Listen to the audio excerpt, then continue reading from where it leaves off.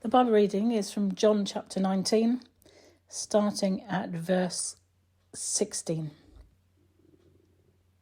So the soldiers took charge of Jesus. Carrying his own cross, he went out to the place of the skull, which in Aramaic is called Golgotha. Here they crucified him, with him 2 others, one on each side and Jesus in the middle. Pilate had a notice prepared and fastened to the cross. It read, "Jesus of Nazareth, the King of the Jews." Many of the Jews read this sign, for the place where Jesus was crucified was near the city, and the sign was written in Aramaic, Latin, and Greek. The chief priests of the Jews protested to Pilate, "Do not write the King of the Jews." But this man claimed to be that he was the King of the Jews. Pilate answered, "What I have written, I have written." When the soldiers crucified Jesus, they took his clothes, divided them into 4 shares, one for each of them, with the undergarment remaining. This garment was seamless, woven in one piece from top to bottom. "Let's not tear it," they said to one another. "Let's decide by lot who will get it." This happened that the scripture might be fulfilled, which said, "They divided my garments among them and cast lots for my clothing." So this is what the soldiers did. Near the cross of Jesus stood his mother's sister, Mary the wife of Clopas, and Mary Magdalene. May the Lord add his blessing to the reading of his word. He carried a seamless robe. It was a thing of delicate beauty and of great craftsmanship, robust and at the same time light, woven in one piece from top to bottom, like the robe a high priest would wear as he went about his duties. Like everything else, it would be taken from him. Freshly made, it billowed from the loom as it was released, completed. The freshness and the newness of it made you want to bury yourself in its folds, or else just put it on. The fingers that spun it, the hands that made it, held together in satisfaction of a job well done. For things crafted have a lasting value, but one that is easily squandered. Mass production leaves little space for the tiny detail that makes this thing this and that thing that. Or is it just plain compromised by cheap labour and the lust to possess everything?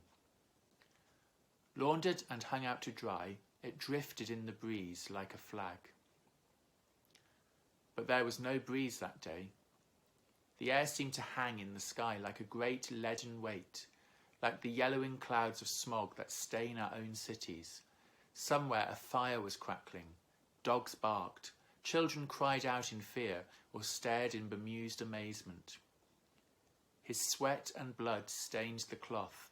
It clung to him, and where he had been lashed, the fibres of the material stuck to the congealing wounds. Around the hem, where the stitching was plain to see, the material was starting to fray. Something was unravelling, becoming undone. And on another day, in another crowd, one would reach out to touch this hem.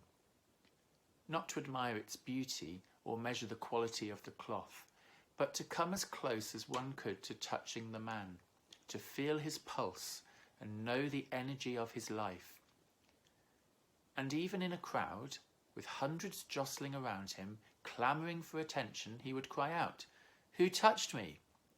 as if this was something obvious. But he could tell. He could be pressed in on every side and still discern each touch. You see, there are no crowds for him, only people, each one a thing of beauty, each one delicately and unrepeatedly distinct. He sees each face, knows each name, feels each touch, and knows its meaning. What do you want me to do for you? Unless I wash you, you have no share with me. Soon there will be rough hands upon him, uncomprehending and uncaring. No one dies with their clothes on, and if it wasn't so lovely, they wouldn't have torn it off him, as though they were raping him, but it was too costly, too comely. So suddenly they were gentle. This thing could make them a few pounds, or keep them warm, or spruce them up, or give them something to brag about. They rolled it carefully over his head. They gave this robe a dignity that they did not give to him, for he was a thing despised and a thing rejected. It stung as the cloth pulled against the wounds, and then they held it to themselves, smiling, triumphant. And he was left naked, and now they did not look away. They exposed him, they smirked at him, and they held him to the beam of the cross, ready to secure him. And when he was nailed there, and when he had been lifted up, and when the final cycle of the struggle towards dying had commenced, they crouched at the foot of the cross and spun their dice, gambling to see which one of them would have it, this seamless robe, this last uncovering. And he carried the seamless purposes of God. That was what he was carrying at this moment. The exhaustion and terror and the raw, uncomplicated torment of dying meant that he did not need to know he was carrying it. He just had to do it. He arrived at a point where there were no choices left, except the one to utter words of gentle forgiveness to those who ducked and dealt, for they too were being woven into the tapestry of God's story. A seamless purpose, his birth, his life, the slow unfolding of vocation, the chill awakening of his baptism, the pleading in the garden for another way, and now this, his dying, all part of an unfolding hope and a glory that was present in the heart of God before the world was made, now planted in his heart, turning slowly towards completion, the hour of reckoning. And as the strange eclipsing darkness gathers, the beckoning of a new dawn, a new heaven and a new earth, God's work of redeeming planted in our hearts, those words of forgiveness spoken to us, Father, forgive them. They don't know what they do.